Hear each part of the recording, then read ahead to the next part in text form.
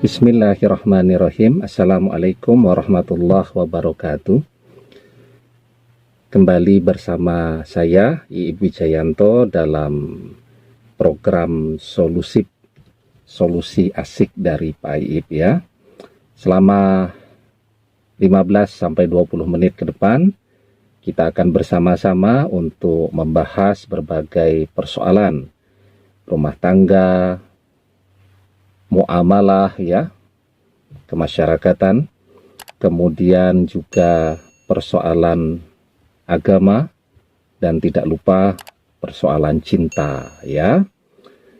Saya kemarin ada yang japri tanya, Ustadz, kenapa kalau recording atau rekaman videonya selalu di dalam mobil ya?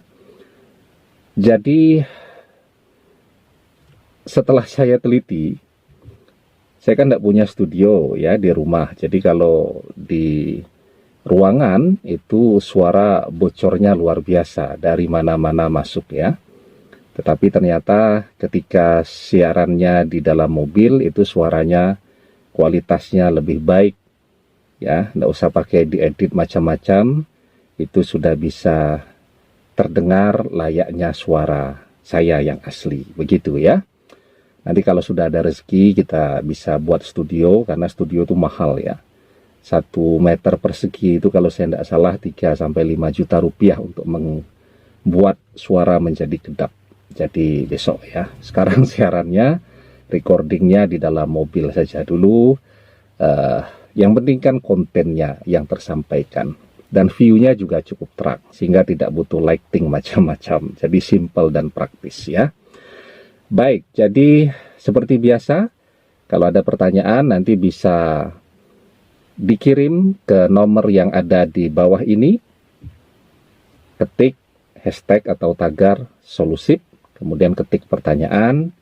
Setiap sore kita akan bahas dan akan kita posting insya Allah setiap malam jam 9 malam. Ditunggu ya.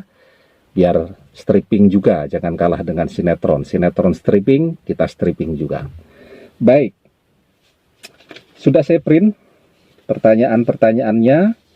Seperti biasa, saya ngeprintnya gede-gede banget ya. Ukuran layar handphone saya itu jadi segini besar ya. Kenapa? Karena memang kemampuan mata saya sekarang membaca sudah jauh sekali menurun ya. Mungkin karena masih muda dulu terlalu diforsir untuk membaca, kemudian melihat layar monitor dan lain-lain. Sekarang di usia 41 tahun, ternyata membaca yang kecil-kecil sudah tidak bisa. Besok insya Allah selesai pandemi, semoga ada dokter mata yang bersedia memeriksa mata saya dengan seksama ya, karena memang sudah lama dari periksa yang terakhir tahun 2016 sampai hari ini. Baik, jadi saya mulai dari pertanyaan yang pertama. Ya, Assalamualaikum warahmatullahi wabarakatuh. Waalaikumsalam warahmatullahi wabarakatuh. Pak Iib, saya baru setahun menikah, numpang di rumah mertua. Saya capek setiap hari ribut dengan mertua, apalagi saya lagi hamil muda. Apa yang harus saya lakukan ya? Jadi memang konflik dengan mertua itu, apalagi ibu mertua itu ya, itu lazim sekali dan hampir semua orang yang menikah mengalami hal yang demikian. Kenapa? Ya karena faktor tadi, pernikahan itu kan backgroundnya, latar belakangnya mayoritas juga sangat berbeda ya, kulturnya berbeda, adat istiadat, tradisi ya, kemudian nilai-nilai yang dikembangkan di sebuah rumah tangga itu bisa berbeda. Contoh sederhana, anak kos ya, selama mahasiswa ngekos terbiasa bebas lah, bangun tidur, habis sholat subuh tidur lagi, baru bangun jam 9. Sekarang ketika berada di rumah mertua kaget kan, karena mereka biasanya sangat tertib, habis sholat subuh langsung asah-asah, langsung masak segala macam. Sementara kalau sudah terbiasa jadi anak kos 4-5 tahun selama kuliah, masuk ke dalam skema sistem yang begitu, ya tentu saja kaget. Ya, nah jadi memang adaptasi itu menjadi sesuatu yang sangat penting. Adaptasi itu bahasa sederhananya ngalah, namanya kita numpang. Kalau kemudian kita sudahlah numpang, ngeyel begitu dan memaksakan diri dan pengen menang lawan mereka, ya jelas saja akan memicu konflik terus-menerus dengan pihak mertua. Jadi saran saya, sabar-sabar saja, ini masih masa pandemi ya, apalagi sedang hamil muda. Nanti kalau hamil muda bawaannya mangkel, marah terus juga akan memberikan dampak psikologis yang tidak baik terhadap janin yang ada di dalam kandungan saat ini. Sabar ya. Nah, bagi yang lain apa saran saya? Saya berkali-kali mengatakan menikah lebih baik membangun istananya sendiri, walaupun istana yang sederhana saja. Ya, lebih baik keluar. Ngontrak rumah ala kadarnya, yang penting bisa berteduh dari hujan dan panas, sambil nabung untuk beli rumah nanti. Begitu. Itu lebih independen daripada hidup di dalam sangkar emas, tapi cuman terjebak di dalam kamar saja, tidak berani berinteraksi, tidak berani keluar dari kamar karena takut diomeli, takut melakukan kesalahan, dan seterusnya tadi. Ya, jadi keluar dari rumah mertua atau orang tua ketika menikah itu bukan sesuatu yang salah. Argumentasinya belajar untuk mandiri. Ya, kenapa? Ketika jaraknya dijaga, diatur, maka potensi konflik juga menjadi semakin kecil. Kalau tiap hari ketemu dari pagi sampai pagi lagi, apalagi di masa pandemi 24 jam berada di rumah, tentu kemungkinan terjadinya gesekan, salah paham, dan seterusnya sangat besar. Ya, tapi karena ini pandeminya belum reda, saran saya sabar-sabarkan dulu, mengalah saja. Mengalah bukan untuk kalah. Mengalah terhadap mertua artinya jaminan warisan tetap selamat. Begitu ya. Oke. Yang kedua, Assalamualaikum Pak Iib. Waalaikumsalam warahmatullahi wabarakatuh. Saya kan pacaran. Apakah pacaran itu diharamkan? Mohon penjelasannya. Baik. Apa yang membuat pacaran itu diharamkan? Pacaran itu kan sebenarnya masuk ke wilayah muamalah. Di dalam muamalah itu berlaku kaidah al-aslu fil asya'i ibahatu hatta yadulla dalilun ala tahrimihi. Jadi dalam bab muamalah itu sebenarnya semuanya diperbolehkan sampai ada dalil yang menunjukkan keharaman perbuatan tersebut. Itu dalam bab muamalah. Kalau dalam bab ibadah kan sebaliknya. Al-aslu fil ibadati tawakkuf. Ya, atau tahrim. Nah, jadi dalam ibadah itu semuanya diharamkan sampai ada dalil yang menunjukkan atau memerintahkan ibadah tersebut untuk dikerjakan. Kita sholat subuh sampai isya itu semuanya diatur dengan dalil.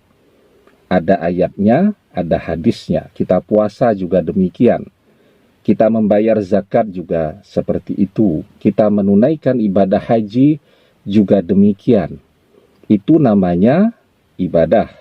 Sementara di dalam bab muamalah berlaku kaidah sebaliknya tadi. Al-aslu fil asya'i ibahatu hatta yadulla dalilun ala tahrimihi. Jadi semuanya boleh sampai ada dalil yang menunjukkan pada perbuatan itu diharamkan. Misal pacarannya via chatting saja, ya, isinya cuma nasihat. Dedek, bangun, sholat tahajud. Wah, ya. Dedek, ini sudah waktunya zuhur, jangan terlambat sholatnya. Isinya cuma nasihat dan doa. Ada tidak letak keharamannya? kan tidak ada. Ya, atau pacarannya diselenggarakan di masjid, tapi saat masjidnya rame ya, yang laki-laki datang pakai baju takwa, yang wanita pakai hijab, yang lebar pakai gamis, bawa Al-Quran, uluk salam. Assalamualaikum ya AA, waalaikumsalam ya dedek, kaifa khalu, alhamdulillah bil khair. Tafaddol dedek lenggah, mari kita awali majelis pacaran kita pada kesempatan siang hari ini dengan membaca Al-Baqarah. Ada tidak yang bisa mengharamkan kalau modelnya seperti itu? Kan tidak ada. Kapan pacaran itu bernilai diharamkan? Ketika aktivitas pacaran itu masuk ke perbuatan takrab zina. Wala taqrabu zina innahu kana fakhisatan wa sya'a sabila. Itu dalilnya. Jangankan zinahnya, takrabnya saja sudah tidak boleh. Apa takrab zinah itu cuman bonceng-boncengan? Tidak. Apa takrab zinah itu cuman pegang-pegangan tangan? Tidak. Bahkan chatting pun ketika berinsinuasi, mengundang imajinasi seseorang untuk berzina, itu sudah termasuk takrab. Chatting, dedek, besok kita rencana punya anak berapa? Itu kalau sudah pembahasan babnya anak, orang sudah kepikiran macam-macam. Punya anak berapa, cara buatnya bagaimana, dan seterusnya tadi. Ya, itu ya. Ketika ada aktivitas yang sudah mengarah atau sudah takrab zinah tadi, maka itu sudah termasuk ke dalam klasifikasi pacaran yang diharamkan. Kuncinya sederhana, ya. Jadi kalau mau ngomong yang enak begitu ya, video call yang bebas, itu ya ijab kabul dulu, akad nikah. Aman, begitu ya. Yang ketiga, Assalamualaikum warahmatullahi wabarakatuh. Baik, Waalaikumsalam warahmatullahi wabarakatuh. Saya sudah punya pacar, tapi tidak disetujui orang tua. Oke. Saat ini saya mau dijodohkan, mana yang harus saya pilih? Ya. Jadi begini ya, pilih yang mana, bertanya kepada Allah, istikharah. Nanti tidak saya merekomendasikan, ternyata salah pilih nyalah ke saya ya. Allah tidak akan pernah memberikan petunjuk yang salah. Allah yang maha tahu, Allah yang maha benar, karena itu bertanya kepada Allah. Dan tidak ada ruginya orang yang mengambil keputusan dengan melakukan istikharah terlebih dahulu. Nah, masalah bab orang tua tidak setuju, kenapa sampai tidak setuju? Biasanya orang tidak cinta, tidak sayang kalau tidak kenal. Artinya apa? Tim suksesnya yang lemah. Siapa tim suksesnya? Ya tim suksesnya kita. Bagaimana kita meyakinkan orang tua agar bersedia menerima opsi pilihan yang kita ajukan? Di situ nilai perjuangannya. Kita ini baru 1, 2, 3, 13, 14 kali ditolak oleh orang tua sudah menyerah. Batu karang saja ya dek ya, batu karang ditetesi air setiap hari dengan sabar, dengan tekun, hancur kok. Apalagi hati manusia.